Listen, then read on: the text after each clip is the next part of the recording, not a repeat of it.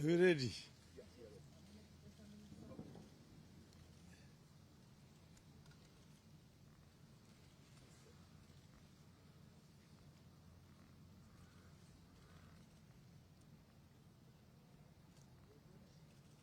Good?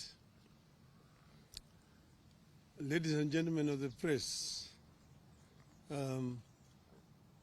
called this press conference in order to clarify where we are today. Yesterday, I did give an interview with the media and said that today, the 35th anniversary of Saba, I was going to go to Kamkunji to join other Kenyans in commemorating this very important day. Unfortunately, as you all know, circumstances, today there are roadblocks all over town, which has made it difficult for people to move to Kamkunji. In the circumstances, I've decided therefore to talk to the media here at Serena. Some of you may not know fully the history of Saba. As you know that Kenya attained independence in 1963, and at that time it was a multi-party system. We had three political parties: KANU, KADU, and then APP. But after a very short period of time, those two other opposition political parties, because KANU had won the elections and formed the government, and the two other parties were in the opposition, they were folded up and joined KANU. And KANU remained the only political party. However, in 1966, an opposition party was formed called the Kenya People's Union. This party survived for 3 years, and it was banned by the government in 1969. And the leadership of the party were arrested and taken to political detention. From that time onwards, Kenya remained a de facto single-party dictatorship from 1969 to 1982. 1982, when some of us wanted to form a political party, the regime then went to Parliament and introduced a law to make the country a single party, a constitutional amendment which is known as Section 2A, that made it illegal to form any other political party. So from 1982, it remained literally a single-party dictatorship. But that is the reason why in that same year there was a coup attempt which did not succeed. But before that, a number of Kenyans were arrested and taken to political detention. Most of them were lecturers at the University of Nairobi. Mukarunganga, people like Professor Katama Mukangi, Professor Willy Mutunga, Professor Yugi Akongo, quite a number of university lecturers were arrested and detained, and the others, Koigo Omwere, George Anyona, were taken to political detention. So this situation persisted. Some of us were arrested in that year, 1982, after the coup attempt, and taken to political detention. And we stayed there for 6 years. Then in 1988, KANU brought an amendment to his laws saying that they were bringing what they call direct democracy, where there was a nomination process where people were lining up behind the candidates, and then the returning officer would count the voters who had lined up behind the candidates, and whoever got the highest number of votes, if you got more than 50% in total, you are automatically declared a member of parliament without having to go to the ballot. That process was abused, and many popular candidates were rigged at that stage, and therefore there was no real proper election in 1988. This now added momentum and anger to the movement for change. Among those people who had been rigged out were the late Kenneth Matiba and Charles Robia. So, come 1990, by that time I had been to detention 2 times. The 2 politicians, Kenneth Matiba and Charles Robia, on the 2nd of May 1990, addressed a press conference in which they said that Kenya, the time had come for Kenya to become a multi-party. That Kenyans wanted a multi-party system of government.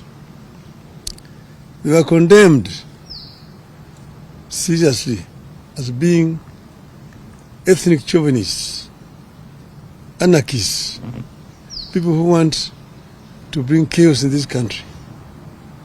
We're told that this country was not yet cohesive enough to become multi-party. It would take another 100 years before Kenya became a multi-party system. So these were daydreamers. So the kind of machinery at that time set off now to demonize the 2 members of parliament, the 3 former members of parliament. And in the process, of course, a number of very inflammatory statements were made, even by some today politicians who are talking about democracy here.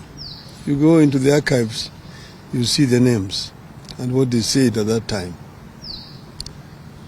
So in the process, Kenneth Matiba came to look for me to arrange for a meeting between him and Jaramogi Oginga Odinga, who's my father. I arranged the meeting, and then we met again. They met again with Mr. Robia, Mr. Neko, and after lengthy deliberations, the decision was taken that they would be supported.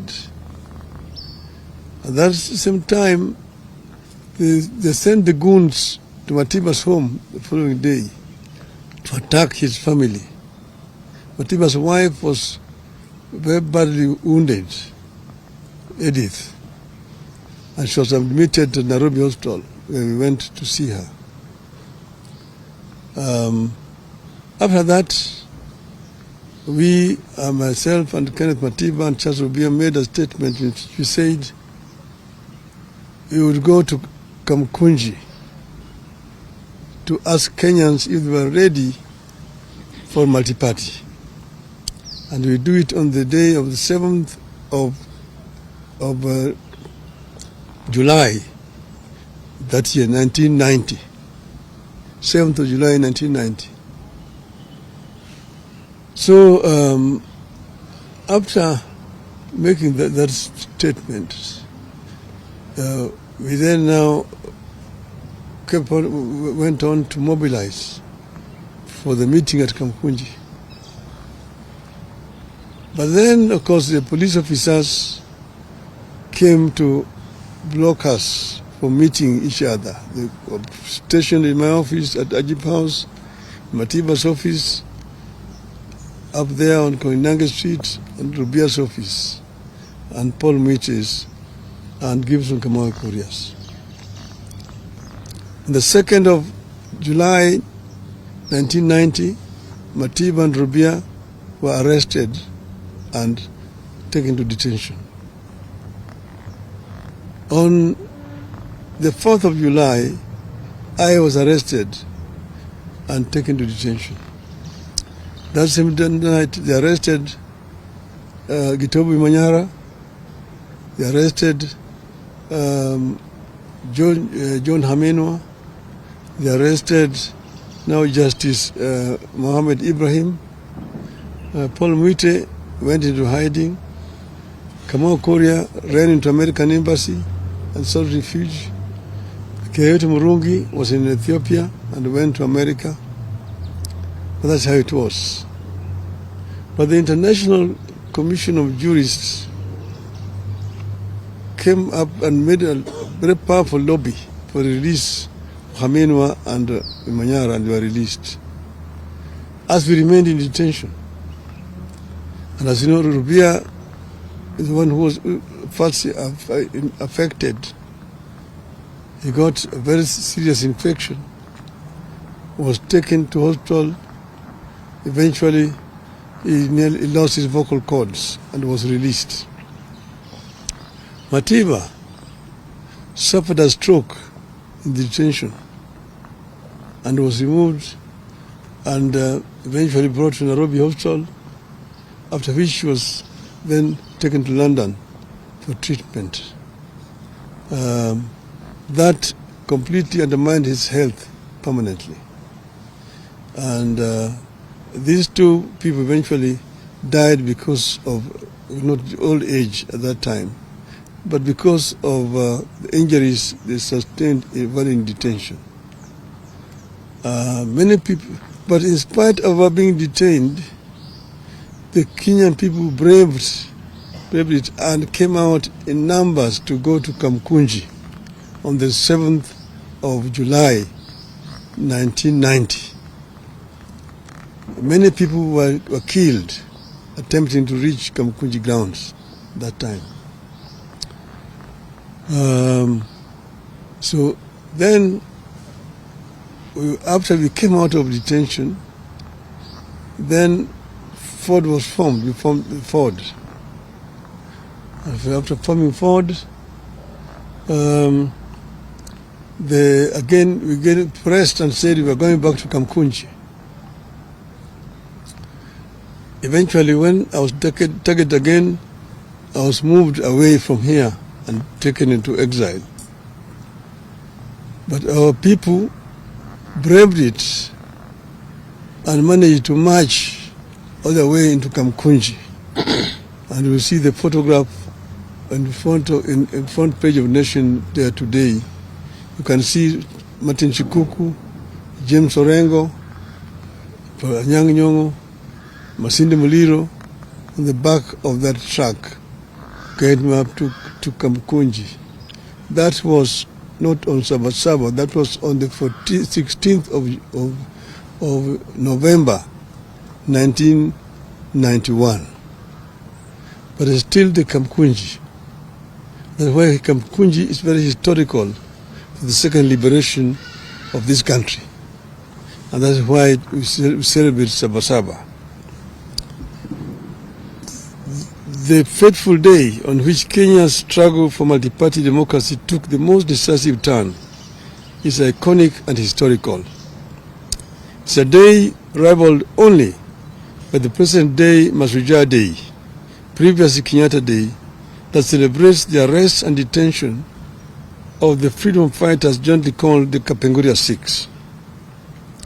It is regrettable that the recognition and remembrance of Saba has not been consistent in its short period history of 35 years.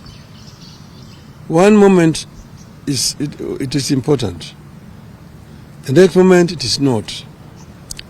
On this 35th anniversary of Saba, we decided to remember and to set the record straight on its significance, what it was and is, and what we ought to do with the foundation it laid for the country.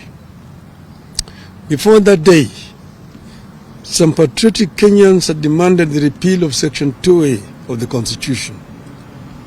A number of people, including Kenneth Matiba, Raila Odinga, Mohamed Ibrahim, Toby Manyara, John Haminwa, and Charles Rubia, among others, were arrested and detained.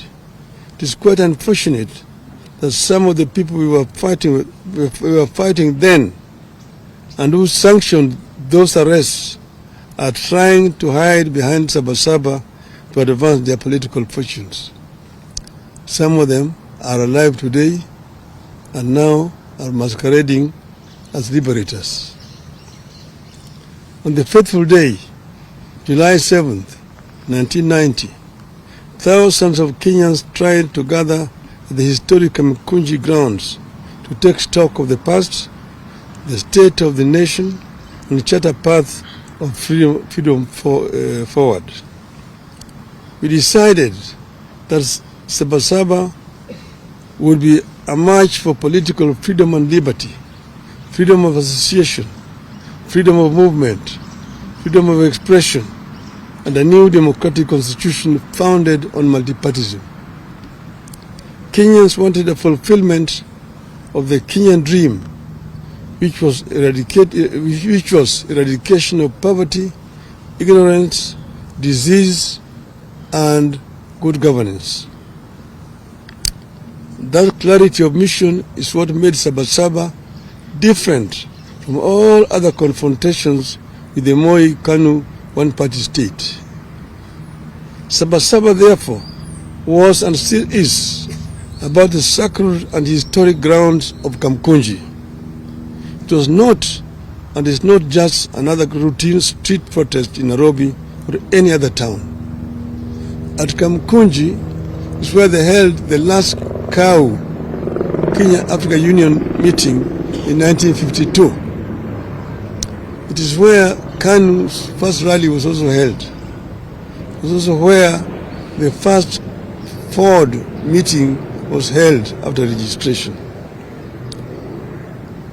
Saba had a singular purpose: to the repeal of Section 2A of the Constitution and allow multi-party democracy in Kenya.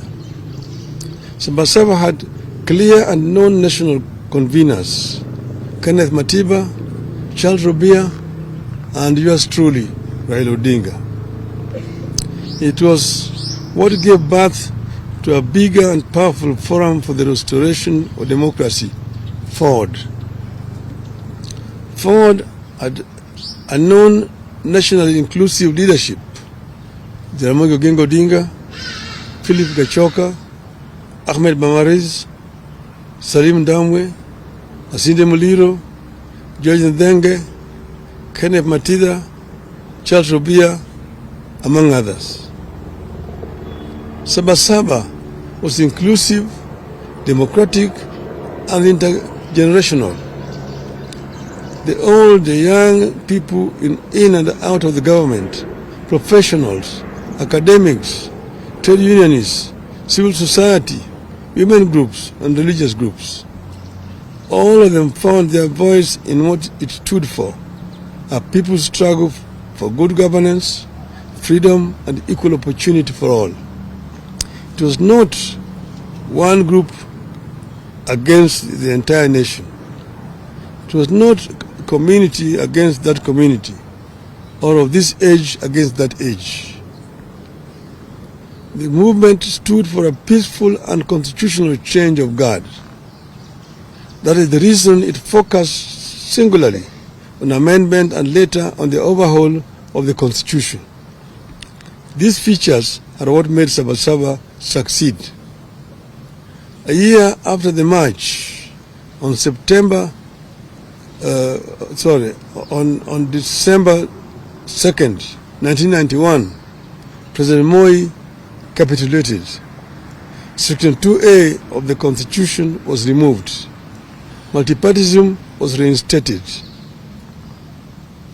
we achieved our core aim, which was to return Kenya to multipartyism. Today, we have more parties than one could imagine then. That single amendment paved the way for the complete overhaul of the Constitution and the birth in 2010 of a new Constitution that came with provisions for fundamental freedoms and liberties that our citizens enjoy today. It is clear that many of the ideals espoused by the dreamers behind Saba have become part of the national aspiration. We are a better nation because Saba happened. We have a duty and a responsibility to honor the men and women who dared to dream and to turn out at a time of great peril to themselves and their families. 35 years later, the country is grappling with a new wave of unrest and political activism. The question we have to ask ourselves is, where do we go from here? Do we embrace chaos or a coming together of minds and country? As a living architect of the events leading to the Saba, I choose a coming together of minds and country in the interest of the country. I long fought for its progress, stability, and prosperity. The most important struggle taking shape in our country today is the struggle for good governance, economic opportunity, and equality. The biggest challenge facing Kenya today and into the foreseeable future is how to expand economic opportunity and lift particularly young Kenyans out of poverty, exclusion, and unemployment. Kenyans are yearning for programs and leaders that prioritize economic inclusivity, social justice, and political freedom. There is no doubt that the country is yearning for legislation that makes our institutions more responsive, programs that ensure adequate funding for services that touch wananchi, changes that make our judiciary free, efficient and progressive, measures that make the executive more accountable and efficient. We must end impunity and corruption within our three arms of government. Our leaders must become modest, ethical, humble, and accountable. What is to be done? What is to be done? I propose an inclusive, intergenerational, national conclave to hear our people across all divides and come up with irreducible reforms and changes necessary to take the country forward. I propose that the country urgently returns to the agenda of comprehensive police reforms, focusing on enhancing accountability, transparency, and improving the police-to-people relationship. Your rogue police force that shoots people with impunity. And this is a force that we inherited from the colonialists. It has not been reformed to become a people's defender, a people's servant. I propose that the conclave I envisage comes up with better and sustainable ways for addressing transparency, accountability, and impunity, especially with regard to corruption, and ensuring that leaders are held accountable for their actions. I propose that the forum comes up with a comprehensive and sustainable strategy for addressing youth unemployment and expansion of opportunities for youth in the formal and informal sectors.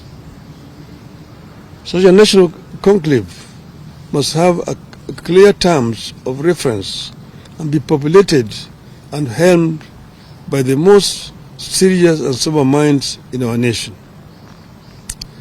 The proceeds of the national dialogue be subjected to a referendum.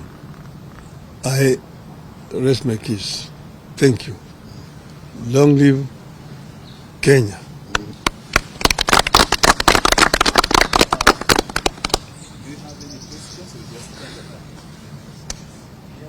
Maybe one or two. Say your name and the video. My name is Duncan Member. I work for the NCD. You have touched on issues of urgent looking at police reforms because they have gone back to the old days. What do you say of the interior CS issue shoot to kill order about 2 weeks ago, a day after the June 25th protests? And secondly, you have said that where do we go from here? You have a close arrangement working formula with the current president. What have you advised him? Because the country appears to be teetering towards its on the brink of precipice, so to speak. So what have you said? What have you advised the president? Because it appears the country is being turned into a police state, or what you can say it is teetering towards a failed state. I've talked for a long time about police reforms. Not just this time, not with regard to this regime. In the regime before it, even one before that other regime. I've said that, we inherited a colonial police force. And as you know, the colonialism was meant to rule the natives. It was not a people-friendly government. So what should have happened was to democratize this police force, reform it so that it becomes a service, not a force. It is not enough to just change the words. That is from a force to a service. You must take measures to ensure that it's really a service, not a force. And this has not happened in our country. I've given examples of where it has happened. For example, in Tanzania. And you see a police force which is people friendly and also not trigger happy.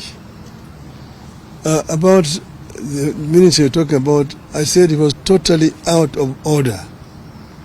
And he apologized to me. And he apologized to me and to the people.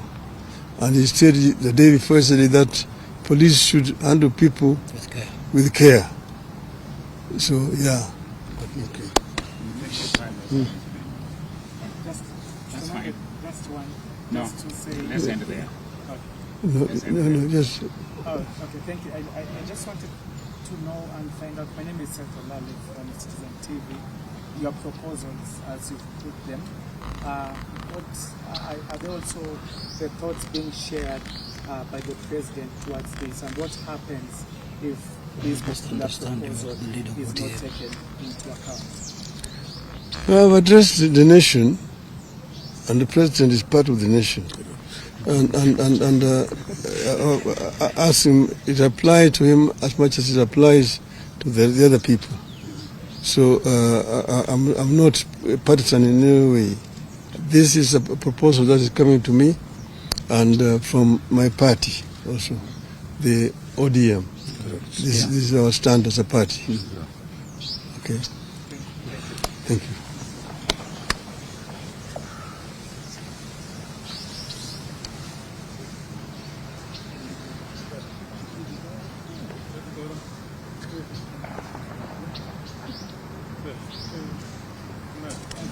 Jadi mongko.